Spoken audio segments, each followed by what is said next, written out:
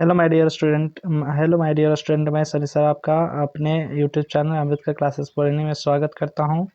आज मैं class 10th का 400 प्लस ऑब्जेक्टिव का सीरीज लेकर आया हूं। तो चलिए मेरे साथ बने रहिए और मेरे इस क्वेश्चन का जवाब दीजिए। तो चलिए फर्स्ट क्वेश्चन की ओर बढ़ते हैं। तो फर्स्ट क्वेश्चन क्या कर रहा है कि ये पित्त रस कहाँ से स्रावित होता है। तो पित्त रस जो होता है आपका कहाँ से स्रावित होता है, यकृत से स्रावित होता है।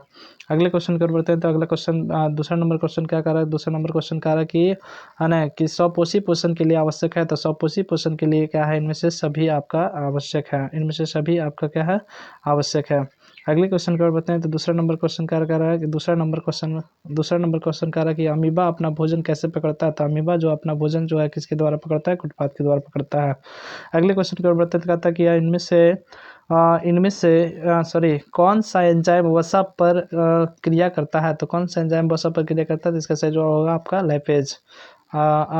पाँचवा नंबर क्वेश्चन की ओर बात करते हैं। तो पाँचवा नंबर कह रहा है कि आयोडीन की कमी से कौन सा रोग होता है। तो आयोडीन की कमी से आपका कौन सा रोग होता है, तो घेंघा रोग होता है। छठा नंबर क्वेश्चन की बात करें। तो छठा नंबर कह रहा है कि कवक में पोषण की कौन सी विधि पाई जाती है। तो कवक में जो होता है पोषण की कौन सी विधि पाई जाती है, तो मृतजीवी पाई जाती है। अगले क्वेश्चन की बात करें तो इसका क्या होगा, ग्लाइकोलाइसिस होता है। तो ग्लाइकोलाइसिस जो होता है आपका किस में होता है, कोशिका द्रव में होता है, कोशिका द्रव में होता है। अगले क्वेश्चन की ओर बढ़ते हैं। तो अगला क्वेश्चन कह रहा है कि किस गैस में रंध्र अनुपस्थित रहता है। किस गैस में रंध्र जो अनुपस्थित रहता है, तो इसका सही जवाब होगा आपका हाइड्रीला। क्या होगा, हाइड्रीला। अगले क्वेश्चन की ओर बढ़ते हैं। तो अगला क्वेश्चन कह रहा है क्या कि किण्वन किण्वन किण्वन की क्रिया पाई जाती है। तो किण्वन की क्रिया जो है किस में पाई जाती है, ईस्ट में पाई जाती है, ईस्ट में पाई जाती है। अगले क्वेश्चन की बात करें। तो अगला क्वेश्चन कह रहा है कि ट्रैकिया किस जीव का श्वसन अंग है। तो ट्रैकिया जो होता है आपका कॉकरोच का श्वसन अंग है, कॉकरोच का क्या है, श्वसन अंग है। अगले क्वेश्चन की ओर बढ़ते हैं। तो अगले क्वेश्चन कह रहा है कि कौन सी गैस श्वसन क्रिया में मुक्त होती है। तो कौन सी गैस श्वसन क्रिया में मुक्त होती है, तो CO2 जो होता है आपका श्वसन क्रिया में क्या होती है, मुक्त होती है। अगले क्वेश्चन की ओर कर अगले क्वेश्चन की ओर बढ़ते हैं। तो क्या कर रहा है, ऑक्सीजन का वाहक कौन कौन है। तो ऑक्सीजन का वाहक जो होता है RBC होता है। क्या होता है, RBC होता है। अगले 13 नंबर क्वेश्चन की बात करें। 13 नंबर क्वेश्चन क्या कर रहा है कि खुला परिसंचरण तंत्र किसमें पाया जाता है। तो खुला परिसंचरण तंत्र जो है तो किस में पाया जाता है, कॉकरोच में पाया जाता है। किस में पाया जाता है, कॉकरोच में पाया जाता है। अगले क्वेश्चन की ओर बढ़ते हैं। तो कहता है कि मानव हृदय में कितने कोष्ठक होते हैं। तो मानव हृदय में कितने कोष्ठक होते हैं, तो 4 कोष्ठक होते हैं। कितने कोष्ठक होते हैं, 4 कोष्ठक होते हैं।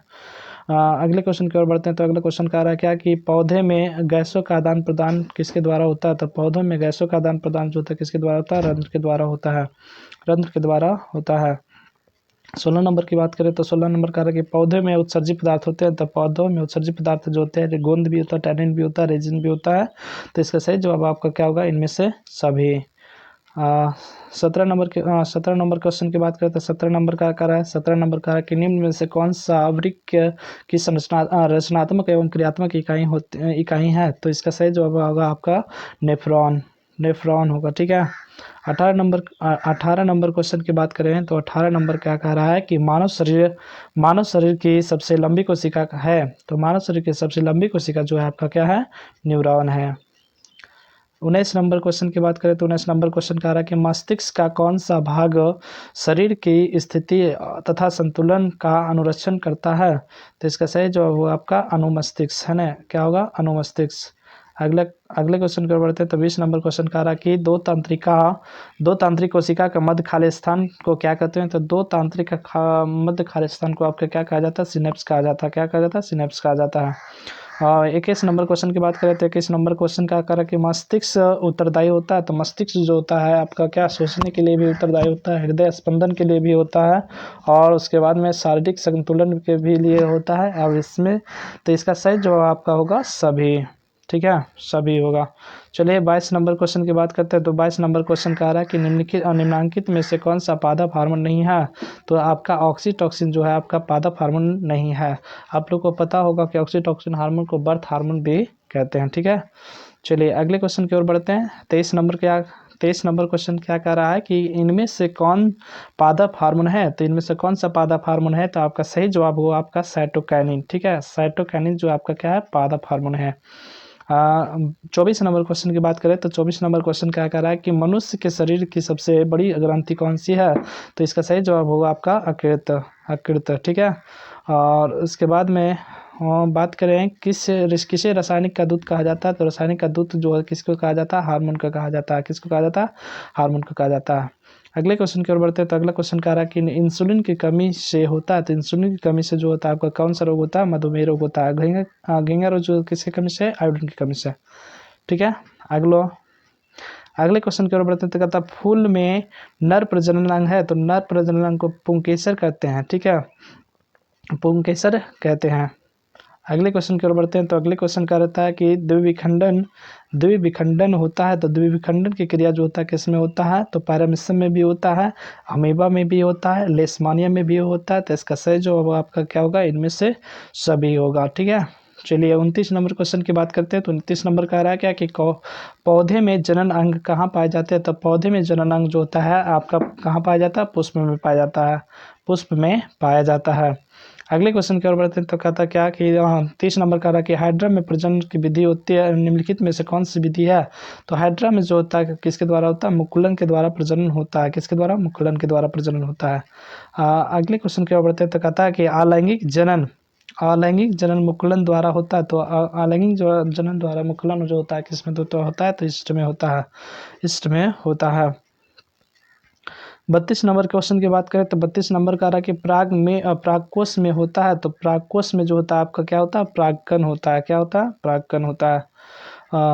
23 नंबर क्वेश्चन की बात करें। तो 23 नंबर का रहा है कि पुष्पी पौधों में लैंगिक जनन होता है, तो पुष्पी पौधों में लैंगिक जनन जो होता है वो किसके द्वारा होता है, फूलों के द्वारा होता है, फूलों के द्वारा होता है। अगले क्वेश्चन की बात करते हैं। तो अंडाणु निषेचित होता है, तो अंडाणु कहाँ निषेचित होता है, आपका सही जवाब होगा आपका फैलोपियन नलिका में। कहाँ पे होता है, फैलोपियन नलिका में। अगले क्वेश्चन की बात करते हैं। तो कहता है कि निम्नलिखित में से कौन मादा जननतंत्र का भाग नहीं है, तो निम्नलिखित में कौन सा मादा जननतंत्र का भाग नहीं है, तो इसका सही जवाब होगा आपका क्या, शुक्रवाहिका जो है मादा जननतंत्र का भाग नहीं है। अगले क्वेश्चन की ओर बात करते कहता है एड्रोजन क्या है, तो एड्रोजन जो है आपका क्या है, नर लिंग हार्मोन है। क्या है, नर लिंग हार्मोन है। 37 नंबर क्वेश्चन की बात करते हैं। 37 नंबर का रहा है कि 37 नंबर का निम्नलिखित में से कौन सा उभयलिंगी है, तो ये आपका सही जवाब होगा आपका क्या, केचुआ जो है वो क्या है, आपका उभयलिंगी है। अगले क्वेश्चन की ओर बढ़ते हैं। तो अगले क्वेश्चन कह रहा है बउआ कि शुक्राणु का निर्माण कहाँ होता है, तो शुक्राणु का निर्माण जो होता है कहाँ पे होता है, वृषण में होता है। कहाँ पे होता है, वृषण में होता है। अगले क्वेश्चन की ओर बढ़ते हैं। तो कह रहा है क्या कि निम्नलिखित में से नर युग्मक कौन है, तो शुक्राणु जो है आपका क्या है, नर युग्मक है। 40 नंबर क्वेश्चन की बात करते हैं। तो 40 नंबर का रहा है कि मेंडल ने अपने आनुवांशिक प्रयोग हेतु किस पौधे का उपयोग किया था, तो आप लोग को पता होगा कि मेंडल ने अपने प्रयोग के लिए किस पौधे का चयन किया था, तो मटर के पौधे का चयन किया था। अगले क्वेश्चन की ओर बात करते हैं। तो कह रहा है कि स्त्रियों में लिंग गुणसूत्र के युग्मक होता है, तो लिंग स्त्रियों में जो होता है आपका क्या होता है, तो इसका सही जवाब आपका क्या होगा, XX होगा। क्या होगा, XX होगा। चलिए अगले क्वेश्चन की ओर बढ़ते हैं। तो अगला क्वेश्चन कह रहा है क्या कि निम्न में से कौन सा अवशेषी अंग है, तो आपका सही जवाब होगा अपेंडिक्स जो आपका क्या है, अवशेषी अंग है। चलिए अगले 43 नंबर क्वेश्चन की बात करते हैं। 43 कह रहा है कि द ओरिजिन ऑफ स्पीसीज नामक पुस्तक किसने लिखा है, तो आपका सही जवाब होगा आपका क्या, डार्विन ने लिखा है। चलिए 44 नंबर क्वेश्चन की बात करते हैं। 44 नंबर का आ रहा है क्या कि निम्नलिखित में से कौन सी एक उभयलिंगी जंतु है, तो आपको सही पता होगा कि केचुआ जो है आपका क्या उभयलिंगी जंतु है। अगले क्वेश्चन की ओर बात करते हैं। तो अगला कहता है ग्वाइटर अथवा घेंगा पनपता है, तो घेंगा रोग जो किसके कमी के कारण होता है, तो आयोडीन की कमी से होता है। क्या होता है, आयोडीन की। चलिए यहाँ से आपका बायोलॉजी का क्वेश्चन समाप्त हुआ। अब टॉप 40 फिजिक्स का ऑब्जेक्टिव करवाने वाला हूँ, तो चलिए मेरे साथ बने रहिए। आपका फर्स्ट क्वेश्चन की जवाब दीजिएगा। तो फर्स्ट क्वेश्चन कह रहा है क्या कि प्रकाश की किस किरणें गमन करती है, तो प्रकाश की किरणें जो होती है आपके किस रेखा में गमन करती है, तो सीधी रेखा में गमन करती है, सीधी रेखा में गमन करती है। अगले क्वेश्चन की ओर बढ़ते हैं। तो अगले क्वेश्चन कह रहा है कि प्रकाश की प्रवर्तन के कितने नियम है, तो प्रकाश के प्रवर्तन के आपका कितने नियम है, तो 2 नियम है। तो तीसरा नंबर क्वेश्चन करते हैं। तीसरा नंबर क्वेश्चन की बात करते हैं। तो कहता है कि समतल दर्पण द्वारा बना प्रतिबिंब होता है, तो समतल दर्पण द्वारा बना प्रतिबिंब जो होता है आपका क्या होता है, काल्पनिक होता है। चौथा नंबर क्वेश्चन की बात करते हैं। चौथा नंबर कह रहा है क्या कि उत्तल दर्पण में बना काल्पनिक प्रतिबिंब होता है, तो काल्पनिक प्रतिबिंब जो होता है सीधा और आवर्धित होता है, सीधा एवं हासित होता है ना, सीधा एवं क्या होता है, हसित होता है। चलिए अगले क्वेश्चन की ओर बढ़ते हैं। तो कहते हैं दर्पण सूत्र होता है, तो दर्पण सूत्र आप लोग को पता है 1/v प्लस 1/u प्लस 1 बराबर क्या होता है 1/f होता है। अगले क्वेश्चन 6 नंबर क्वेश्चन की बात करते हैं। तो कहता है कि दाढ़ी बनाने के लिए कौन सा दर्पण का उपयोग किया जाता है। तो दाढ़ी बनाने के लिए आपका कौन सा दर्पण का उपयोग किया जाता है, तो इसका सही जवाब होगा आपका अवतल दर्पण का उपयोग किया जाता है। 7वां नंबर क्वेश्चन की बात करते हैं। तो 7वां नंबर क्वेश्चन क्या कर रहा है कि किस लेंस द्वारा उत्पन्न आवर्धन का एसआई मात्रक होता है। तो किसी लेंस द्वारा उत्पन्न आवर्धन का एसआई मात्रक होता है जो आपका क्या होता है, मात्रक विहीन होता है। यानी कहने का मतलब ये हुआ कि आवर्धन का कोई एसआई मात्रक नहीं होता है। ठीक है, चलिए अगले क्वेश्चन की ओर बढ़ते हैं। तो कहता है कि लेंस के मुख्य फोकस की संख्या कितनी होती है। तो लेंस के मुख्य फोकस की संख्या जो होती है आपका क्या होती है, 2 होती है। 9 नंबर क्वेश्चन की बात करें तो 9 नंबर कह रहा है क्या कि अवतल लेंस का आवर्धन एम बराबर होता है। तो अवतल लेंस की आवर्धन जो होता है -v/u होती है। क्या होती है, -v/u, क्योंकि अवतल लेंस का आवर्धन जो होता है ऋणात्मक होता है। ठीक है, अगले क्वेश्चन की बात करते हैं। कहता है किस माध्यम का अपवर्तनांक म्यू का मान होता है। किसी माध्यम में अपवर्तनांक का म्यू का मान होता है sin i बटे क्या होता है, sin r होता है। 11 नंबर क्वेश्चन की बात करते हैं। तो 11 नंबर क्वेश्चन कह रहा है कि निम्न में से कौन सा लेंस की क्षमता का मात्रक है। लेंस की क्षमता का ऐसा मात्रक जो होता है आपका क्या होता है, डायप्टर होता है, डायप्टर होता है। चलिए अगले क्वेश्चन की ओर बात करते हैं। तो 12 नंबर कह रहा है कि निम्न में से किस लेंस का फोकस दूरी धनात्मक होती है। तो किस लेंस की फोकस दूरी धनात्मक होती है, तो आपका सही जवाब होगा उत्तल लेंस की फोकस दूरी जो होती है आपका क्या होती है, धनात्मक होती है। चलिए अगले क्वेश्चन के बाद कहते हैं निम्न में से किस माध्यम में प्रकाश की चाल अधिकतम होता है। तो किस माध्यम में प्रकाश की चाल अधिकतम होता है, तो आपका सही जवाब होगा हवा में जो होता है, हवा में जो प्रकाश का चाल जो होता है अधिकतम होता है। अगले क्वेश्चन की ओर बढ़ते हैं। तो अगला क्वेश्चन कह रहा है कि निम्न में से कौन सा पदार्थ लेंस बनाने के लिए प्रयुक्त नहीं किया जा सकता है। तो आपका सही जवाब होगा आपका मिट्टी का जो प्रयोग जो है लेंस बनाने में नहीं किया जाता है। 15 नंबर क्वेश्चन की बात कर रहे हैं। तो कह रहा है किसी वस्तु का प्रतिबिंब कहाँ बनता है वह है। तो आपका सही जवाब होगा आपका क्या, रेटिना पर बनता है। 16 नंबर क्वेश्चन की बात करें। तो 16 नंबर क्वेश्चन कह रहा है क्या कि 16 नंबर कह रहा है कि निकट दृष्टि दोष को दूर करने के लिए चश्मे में किस लेंस का व्यवहार होता है। तो इसका सही जवाब होगा निकट दृष्टि दोष के लिए जो आपका कौन सा लेंस, अवतल लेंस का प्रयोग किया जाता है। 17 नंबर क्वेश्चन की बात करें। तो 17 नंबर कह रहा है क्या कि स्पेक्ट्रम प्राप्त करने के लिए किसका उपयोग होता है। तो स्पेक्ट्रम प्राप्त करने के लिए जो होता है आपका किसका उपयोग होता है, प्रिज्म का उपयोग होता है। 18 नंबर क्वेश्चन की बात करें। तो 18 नंबर का रहा है स्पेक्ट्रम किस रंग का किरण का झुकाव अधिक होता है। तो किस रंग का झुकाव होता है आपका क्या होगा, बैंगनी रंग का किरण का झुकाव जो होता है सबसे अधिक होता है। 19 नंबर क्वेश्चन की बात करें। तो 19 नंबर का रहा है क्या कि 19 नंबर का रहा है कि वायुमंडल में कौन सा वर्ण अधिक प्रकीर्णन करता है। तो नीले रंग का प्रकीर्णन जो होता है सबसे अधिक होता है। 20 नंबर क्वेश्चन की बात करें। तो 20 नंबर का रहा है क्या कि विद्युत आवेश का एसआई मात्रक क्या होता है। तो विद्युत आवेश का एसआई मात्रक जो होता है क्या होता है, कूलॉम होता है। विद्युत आवेश का एसआई मात्रक जो होता है क्या होता है, कूलॉम होता है। ठीक है, अगले क्वेश्चन की बात करते हैं। तो अगला क्वेश्चन कह रहा है कि 1 माइक्रो एम्पियर की तुलना कितना विद्युत धारा होगी। तो ये आपका क्या सही जवाब होगा 10⁻⁻6 एम्पियर, 10⁻⁻6 एम्पियर। अगले क्वेश्चन की ओर बढ़ते हैं। तो कह रहा है कि धारा मापने में किसका उपयोग होता है। तो धारा मापने में जो होता है किसका उपयोग होता है, एमीटर का उपयोग होता है। 23 नंबर क्वेश्चन की बात करें। तो 23 नंबर कह रहा है क्या, 23 नंबर कह रहा है कि विभवांतर का एसआई मात्रक क्या होता है। तो विभवांतर का एसआई मात्रक जो होता है आपका क्या होता है, वोल्ट होता है। 24 नंबर क्वेश्चन की बात करें। तो 24 नंबर क्वेश्चन कह रहा है क्या कि 1 वोल्ट किसके बराबर होता है। तो 1 वोल्ट जो होता है किसके बराबर होता है। तो इसका सही जवाब होगा 1 वोल्ट जो होता है 1 जूल के बराबर होता है। 25 नंबर क्वेश्चन की बात करें। तो 25 नंबर क्वेश्चन क्या कर रहा है कि किसी कुंडली का प्रतिरोध ज्ञात करने के लिए सूत्र होता है। तो आप लोग को पता होगा कि R बराबर क्या होता है, V/I होता है। ये आपका क्या ओम नियम है, ठीक है ना। 26 नंबर क्वेश्चन की बात करें तो कह रहा है विद्युत बल्ब का ऐसा तंतु बना होता है। तो विद्युत बल्ब का तंतु जो होता है किसका बना होता है? तो आपका सही जवाब होगा टंगस्टन का बना होता है। किसका बना होता है? टंगस्टन का बना होता है। 27 नंबर क्वेश्चन की बात करते हैं। 27 नंबर कह रहा है कि किस चालक का प्रतिरोधकता का मात्रक होता है? तो प्रतिरोधकता का ऐसा मात्रक जो होता है ओम मीटर होता है। किसका? ओम मीटर होता है। 28 नंबर क्वेश्चन की बात करें तो 28 नंबर करता है प्रतिरोध का ऐसा मात्रक क्या होता है? तो प्रतिरोध का ऐसा मात्रक जो होता है आपका क्या होता है? ओम होता है। 29 नंबर क्वेश्चन की बात करें तो 29 नंबर का आ रहा है कि विद्युत शक्ति का ऐसा मात्रक क्या होता है? तो विद्युत शक्ति का ऐसा मात्रक जो होता है आपका क्या होता है? वाट होता है। क्या होता है? वाट होता है। 30 नंबर क्वेश्चन की बात करें तो 30 नंबर का आ रहा है कि 1 किलोवाट घंटा किसके बराबर होता है? तो 1 किलोवाट घंटा जो होता है 3.6 गुना 10 के पावर 6 जूल के बराबर होता है।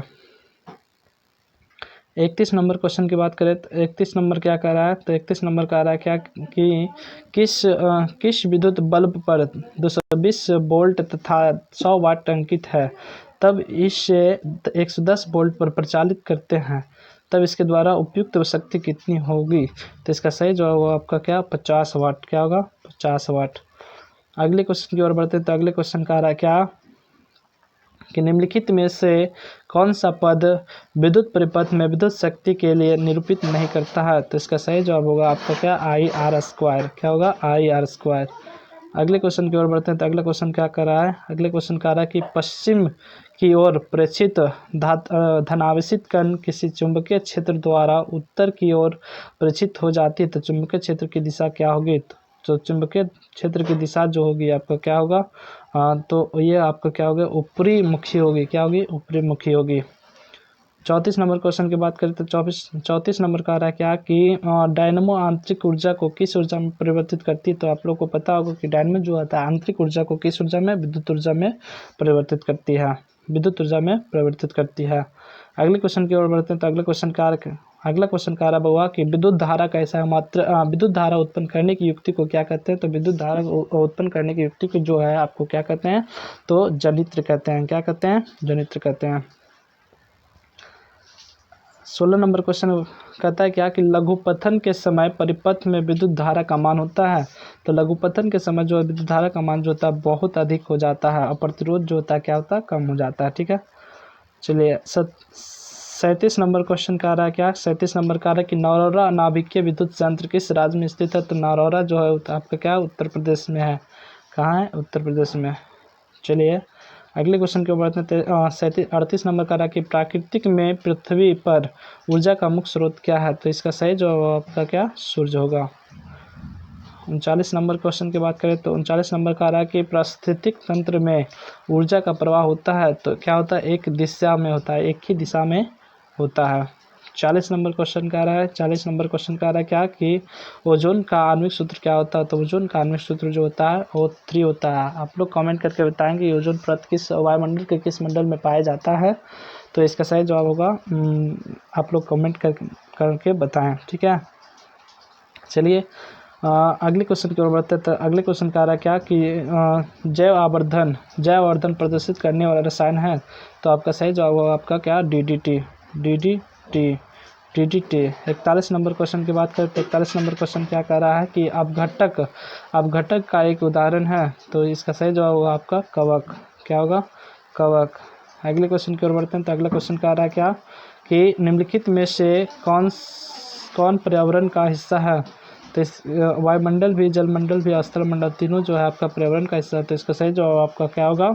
इनमें से सभी होगा। ठीक है, अगले क्वेश्चन की ओर बढ़ते हैं तो अगला क्वेश्चन कह रहा है कि निम्नलिखित में से कौन सा नवीकरणीय ऊर्जा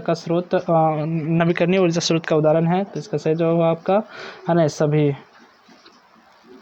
अगला क्वेश्चन की ओर बढ़ते हैं तो अगले क्वेश्चन कह रहा है कि घरेलू गैस का प्रमुख अवयव है। तो इसका सही जवाब आपका क्या? प्रोपेन जो है आपका सही जवाब होगा।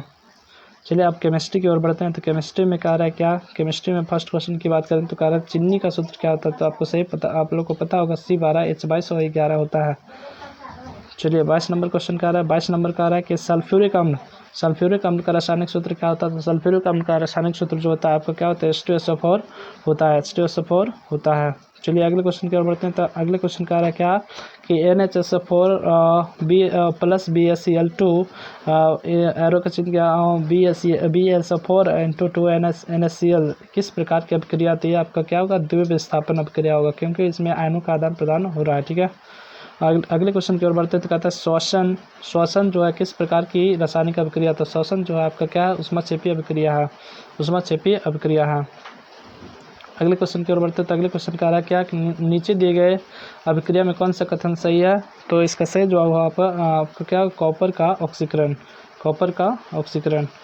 अगले क्वेश्चन की ओर बढ़ते हैं। तो कह रहा है क्या कि इस अभिक्रिया CaO प्लस H2O बराबर CaOH का होल टू टाइम्स किस प्रकार की अभिक्रिया है? तो इसका सही जवाब होगा आपका क्या है? संयोजन अभिक्रिया, क्योंकि यहाँ पे दो अभिकारक जो आपस में जुड़ रहे हैं। ठीक है, अगले क्वेश्चन की ओर बढ़ते हैं। तो कहता है निम्नलिखित यौगिकों में से कौन सा अम्ल है? तो आपका क्या सही जवाब होगा? H2SO4 जो है आपका क्या है? अम्ल है। ठीक है, अगले क्वेश्चन की ओर बढ़ते हैं। तो अगले क्वेश्चन का रहा क्या? अगले क्वेश्चन का रहा कि निम्नलिखित में से कौन सा प्राकृतिक सूचक है? तो आपका क्या होगा? हल्दी जो है आपका क्या है? प्राकृतिक सूचक है। क्या होगा? प्राकृतिक सूचक होगा।